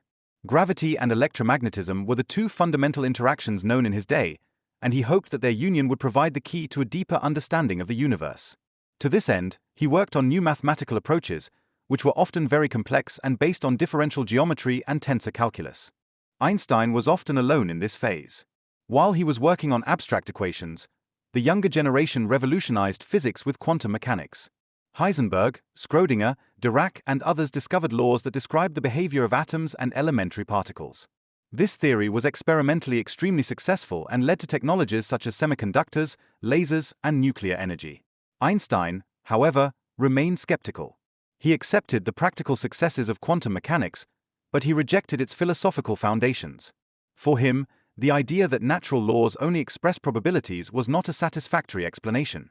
He believed that quantum mechanics was incomplete and would one day be replaced by a deterministic theory. These years were marked by many trials and errors. Again and again, Einstein believed that he had found a solution, only to later discover errors himself or to realize that his approach was inadequate. He published numerous essays, but they were often received with skepticism by experts. But for him, the journey was just as important as the destination. He enjoyed thinking about new mathematical structures, and he was willing to be patient, even if the final breakthrough failed to materialize. For Einstein, the search for the world formula was also an expression of his philosophy. He was convinced that nature is simple and harmonious, even if it manifests itself in complicated manifestations. He believed that physics had to find a language that made this harmony visible. This conviction had already guided him with the theory of relativity, and it also determined his last years. He often spoke of trying to reflect on God's thoughts, a poetic phrase for his pursuit of absolute truth. His colleagues respected him, even if they were critical of his work. Many younger physicists admired his intellectual consistency, even if they did not believe in his success. In Princeton, it was an institution, a living monument that enjoyed the respect of all. Visitors from all over the world made a pilgrimage to his office to see the great man at work. But behind the myth was a scientist who did not want to resign himself to the fact that the ultimate truth would remain undiscovered. The last few years did not bring any decisive discovery, but they showed the perseverance of a man who did not give up. Until shortly before his death, he worked on equations, corrected manuscripts, and discussed with colleagues. His desk was full of notes, sketches, and calculations that testified to his tireless struggle. Even in the hospital, when he was already seriously ill, he thought about his equations and asked for paper to continue working. Today we know that Einstein's approach was not successful. The unification of gravity with the other forces of nature proved to be far more difficult than he thought. It was not until decades later that the idea of the theory of everything developed, which is supposed to unite gravity, electromagnetism, strong and weak interaction. Approaches such as string theory or quantum gravity start where Einstein had stopped. In a way, he was ahead of his time, even if his concrete equations did not hold up. Einstein's scientific late phase is therefore a fascinating chapter. It does not show the triumphant revolutionary, but the persistent seeker who is not satisfied with partial explanations. It shows a man who was willing to swim against the tide, even if he stood alone. For many colleagues he was a relic, for himself he was a pioneer on a path that others could not yet see. The search for the world formula was also an expression of his character. Einstein was never someone who resigned himself to the status quo. He always asked the big questions and was not afraid to seek radical answers. Even if he did not find the final solution, his struggle was a testament to the greatness of his mind. He showed that science not only produces results, but also thrives on the courage to think the impossible. Thus, Einstein's scientific late phase remains a legacy that points beyond concrete research. She reminds us that the greatest discoveries are often made by those who are willing to ask uncomfortable questions and are not satisfied with the obvious. Even if Einstein did not find the theory of the universe, he inspired generations of physicists to keep looking. His perseverance, his clarity, and his unshakable belief in the unity of nature make him a model for all those who have the courage to fathom the deepest secrets of the universe. Chapter 17. Einstein as a humanist. Albert Einstein was not only a world-class scientist, but also a humanist in the deepest sense of the word. His thoughts and actions were always characterized by an awareness of human dignity, freedom, justice, and responsibility. He did not see science as an isolated field of abstract formulas, but as a tool embedded in the larger context of human culture. For him, the search for truth and moral action are inseparable. His humanism was not a secondary activity next to physics, but an integral part of his personality. Einstein was shaped by an attitude that was influenced by both Jewish tradition and the European Enlightenment. He had learned early on to question authority, not to resign himself to dogmas and to judge according to his own standards. He transferred this independence not only to science, but also to social and political issues. He distrusted any form of abuse of power, whether by states, churches, or institutions. For him, the freedom of the individual was the highest good, and he defended it with passion. Einstein was also a staunch pacifist, albeit with nuances. After the First World War, he vehemently advocated disarmament and condemned militarism. He believed that wars could only be prevented through international cooperation and education. The rise of National Socialism, however, put his pacifism to the test. In the face of the regime's violence and brutality, he was forced to reconsider his stance. He supported the idea of stopping Hitler by force of arms because he saw him as an existential threat to humanity. After the Second World War, however, he returned to his consistent pacifism and became one of the most important voices against nuclear armament. Einstein also lived his humanism in everyday life. Despite his fame, he remained a modest person who maintained a simple lifestyle and always remained approachable. Children from the neighborhood knew him as a friendly old gentleman who greeted them or helped them. Students and young scientists reported that he was always willing to listen to their questions, even when he was busy with completely different problems. His humanity was not a pose, but deeply rooted in his personality. In his writings and speeches, he combined science and philosophy with ethical considerations. He spoke about the need for education that imparts not only knowledge, but also values. He warned against blind nationalism and ideological blindness. He pleaded for tolerance and mutual respect.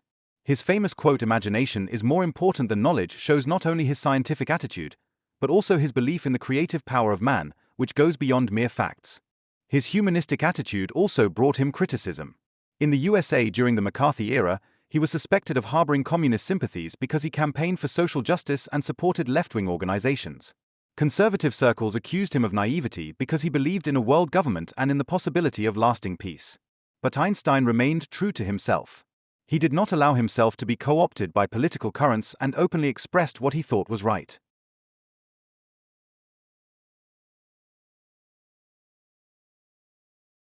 Einstein remained scientifically active until the end.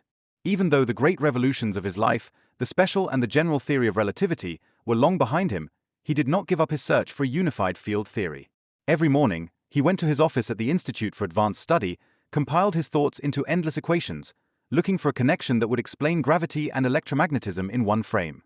Experts paid less and less attention to his work, as quantum mechanics and modern particle physics set the direction. But Einstein was not bothered by this.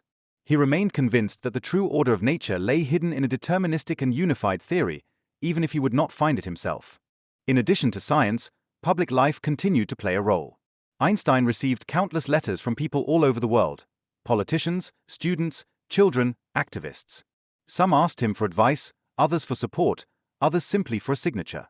He answered as often as he could with a mixture of seriousness and humor. For many, he became a moral authority whose words carried weight, even if they did not concern physics.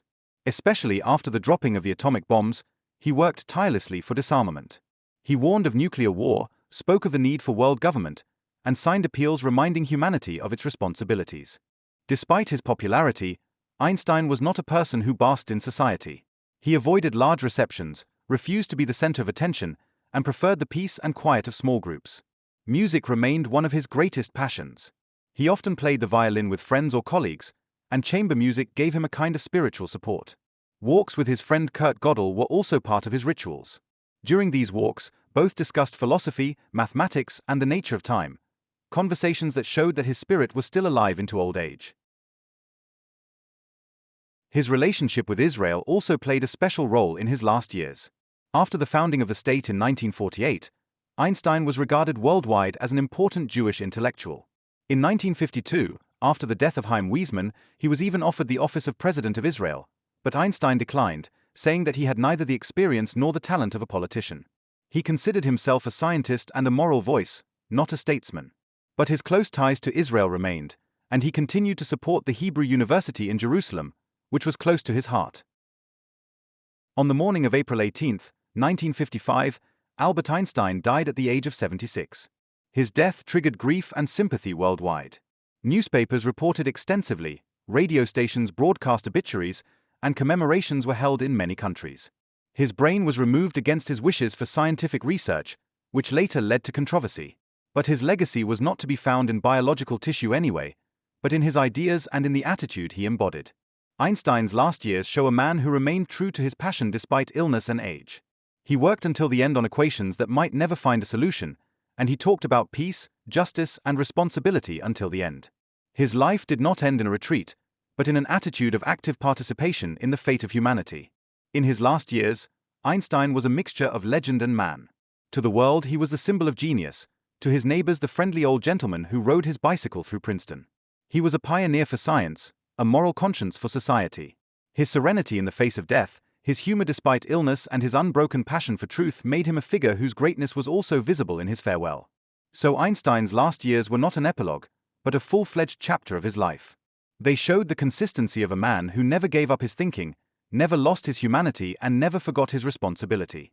His death was the end of a life that had shaped science, politics, and culture of the 20th century like no other. But his legacy lived on, in the theories that changed our view of the universe, and in the words that exhorted humanity to combine wisdom with knowledge. Chapter 19: Death and Legacy. When Albert Einstein died in Princeton on the morning of April 18, 1955, the world lost not only a great scientist, but also a moral authority. The news of his death spread across all continents in a very short time. Newspapers printed special editions, radio stations interrupted their programs, and politicians, artists, and scientists expressed themselves in moving obituaries. For many people, Einstein had been the face of the 20th century, and his death marked the end of an era in which science was seen as the bearer of hope and progress. Einstein's death was peaceful. He had deliberately decided against an operation that could have prolonged his life. He said it was tasteless to artificially delay life. This attitude corresponded to his whole being: simplicity, clarity, acceptance of nature. Even when he was dying, he remained consistent. He spent his last hours thinking about science and dictating notes for a speech to be given at a conference on nuclear weapons. His death was not only a biological end, but also a symbolic act, a man who stood for truth and responsibility to the end. The reactions to his death showed how deeply he had penetrated the collective consciousness. For physicists, he was the creator of the theory of relativity, which had revolutionized the understanding of space, time, and gravity. His equation E equals mc squared had long since become a symbol, not only for physics, but for modern thinking in general.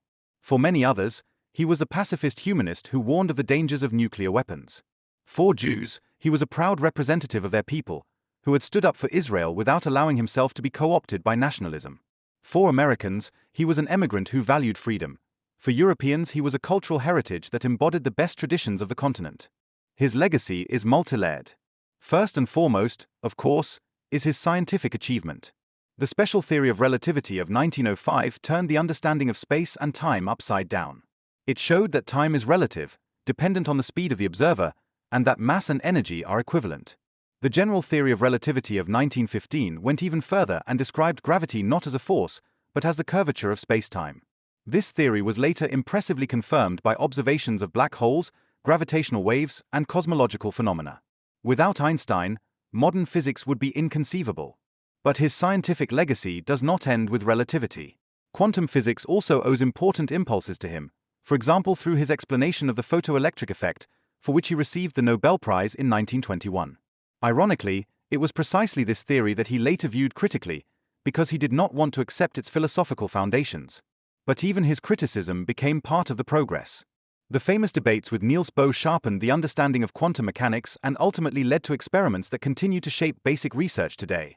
A second great legacy is his role as a humanist and moral voice. Einstein was not only a genius in the laboratory, but also an admonisher in the public sphere. He warned against war, advocated peace, spoke out against racism, and defended the freedom of the individual. His words carried weight because they did not come from political calculation, but from inner conviction. He was an independent spirit who did not follow any ideology, but always his conscience. Especially at a time when ideologies were shaking the world, this attitude was invaluable. His commitment against nuclear weapons was perhaps his greatest political legacy. He knew that his signature on the letter to Roosevelt in 1939 had been a trigger for the Manhattan Project, and he felt this was his greatest guilt. After 1945, he was all the more committed to ensuring that humanity learns from this catastrophe. The Russell-Einstein Manifesto, which he signed shortly before his death, became a milestone in the peace movement. It called on scientists and politicians to work together across national borders to control the destructive power of nuclear weapons. Einstein also left a cultural legacy. His face with the disheveled hair, the pipe, the mischievous smile, and the outstretched tongue became symbols. He embodied the image of the brilliant but human scholar who laughs at things and does not allow himself to be forced into conventions. This image inspired artists, writers, musicians, and filmmakers. He became an icon of pop culture, whose appeal went far beyond physics. Last but not least, his legacy was also personal. For many people who knew him, he did not remain the distant genius, but a person with humor, warmth, and modesty. He was a good listener, a loving father, though not always easy, and a friend who showed loyalty. His neighbors in Princeton remembered him as a friendly old gentleman who rode his bike or played the violin. This humanity made him credible and gave his moral authority a special depth. Of course, his death was also accompanied by contradictions. His brain was removed by pathologist Thomas Harvey without his family's consent and preserved for research. Decades later, this led to controversy over the ethics of such actions. Many saw this as a betrayal of Einstein's desire for simplicity. But this episode does not change the greatness of his legacy. Rather, it shows how great the need was to fathom his genius even after his death. Today, Einstein is more than a historical figure. His theories form the foundation of modern technologies, from GPS systems, which would not work without the theory of relativity, to nuclear energy and space exploration. At the same time, his voice as a humanist remains relevant. In a world still marked by conflict, nationalism, and technological risks, he reminds us that knowledge without wisdom can be dangerous. His legacy is thus twofold. He changed our understanding of the universe and at the same time reminded us of our responsibility. He has shown that a scientist is not only a researcher, but also a citizen. He proved that intelligence and humanity can go together. And he left the world an image that still inspires today, the image of a man who looked at the stars and did not forget the human being. Chapter 20. Einstein's Aftermath in Science and Culture. When Albert Einstein died in 1955, his work had long since become part of world history. But his influence did not end with his death. On the contrary, it only really began to unfold. In science, culture, and collective memory, he remained a figure who did not fade, but became more and more present over the decades. Its aftermath ranges from the deepest questions of cosmology to the light-footed images of pop culture. He is not only a figure in the history of physics, but a universal symbol that has significance to the present day. Einstein's legacy continued directly in science. His theory of relativity was confirmed in the decades following his death in a way that would have surpassed his own audacity. Black holes, which were already laid out as a theoretical possibility in his equations, became a central field of research. For a long time, many physicists considered them too exotic to be real, but observations of X-rays, gravitational lensing, and finally the direct imaging of a black hole in 2019 proved their existence. Each of these results was at the same time a late confirmation of Einstein's equations. Equally spectacular was the discovery of gravitational waves, which he had predicted in 1916. For decades, they were considered almost undetectable, but in 2015 the LIGO Observatory succeeded for the first time in measuring gravitational waves from the collision of two black holes. This event was a triumph of modern physics and at the same time a posthumous victory for Einstein. The news went around the world, and everywhere it was emphasized that the genius of the man who had laid the foundations 100 years earlier was once again confirmed here. Einstein's thinking also has an effect on cosmology. His general theory of relativity still forms the basis for the standard model of the universe. The idea that the cosmos is expanding was confirmed by Edwin Hubble, but the theoretical basis had been laid by Einstein with his field equations. Even his errors, such as the so-called cosmological constant, have an astonishing aftermath. What he once called the biggest buck has returned in modern cosmology in a new form, as an explanation for the dark energy that drives the accelerated expansion of the universe. In quantum physics, its influence remains ambivalent. On the one hand, he was a co-founder through his work on the photoelectric effect. On the other hand, he became the best-known critic of quantum mechanics. His objections to the incompleteness of the theory led decades later to experiments on quantum entanglement, which in turn formed the basis for modern technologies such as quantum computers and quantum cryptography. Even in his skepticism, he inspired new directions. One could say that quantum physics could not escape him. Whether as a co-creator or as an adversary, his name remained associated with it. But Einstein's aftermath was not limited to science. At least as important is its influence on culture. His face became an icon of the 20th century. The image of the disheveled professor with a friendly look is known worldwide, and the photo in which he sticks out his tongue became a symbol of nonconformism and humor. It appears on mugs, posters, t-shirts, and in countless caricatures. Hardly any other scientist has ever become part of pop culture as much as he has. His name became synonymous with intelligence. When you call someone an Einstein, you mean that he is particularly smart. At the same time, a playful meaning has developed. Not being an Einstein means not being particularly smart. In both cases, it shows how deeply he has entered everyday language. Few thinkers have managed to become a linguistic image that works across generations. Einstein also appears again and again in literature, music, and film. Novels and biographies shed light on his life, plays take up his debates with Poe, films portray him as an eccentric but sympathetic scholar. He even appears in comics and animated series, often as the embodiment of the genius professor. His character serves as a metaphor for the combination of intelligence and humanity, of seriousness and humor. Einstein's aftermath is also evident in political and ethical debates.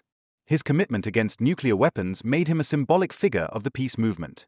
The Russell-Einstein Manifesto is still quoted today when it comes to disarmament and international cooperation. In a world that continues to be marked by nuclear threats, his warnings remain depressingly topical. His attitude towards racism and social injustice also has an effect. In the USA, he is remembered not only as a physicist, but also as a supporter of the civil rights movement. His legacy also lives on institutionally. The Institute for Advanced Study in Princeton, where he worked, is still a leading center of basic research today. The Hebrew University in Jerusalem, whose foundation he had supported, considers him one of its most important historical figures. His name adorns schools, streets, research centers, and prizes. He is remembered everywhere as a symbol of knowledge, curiosity, and responsibility. After all, Einstein's aftermath is also evident in the way we think about the universe. His theories are not only tools of physics, but they have also changed the philosophical image of space, time, and reality. Questions such as what is time, or is there an absolute reality, have moved through him to the center of intellectual culture. His work inspired philosophers, theologians, and artists to think about the nature of the universe. Einstein's aftermath is therefore not one-dimensional, but a network of science, culture, politics, and morality. He remains the physicist who redescribed the universe, the humanist who fought for peace, and the icon who lives on in images and words. His presence in our time shows that his life was far more than a succession of scientific discoveries. It was an example of how a single person can change the world, through thinking, through attitude, through courage. So Einstein's story does not end with his death. It continues in the theories that shape our worldview, in the symbols that adorn our culture, and in the voices that repeat his admonitions. It remains alive, not only in textbooks, but in the way we talk about knowledge, responsibility, and humanity. Albert Einstein is not just a figure of the past, but an enduring force that connects the 20th and 21st centuries, a man who understood the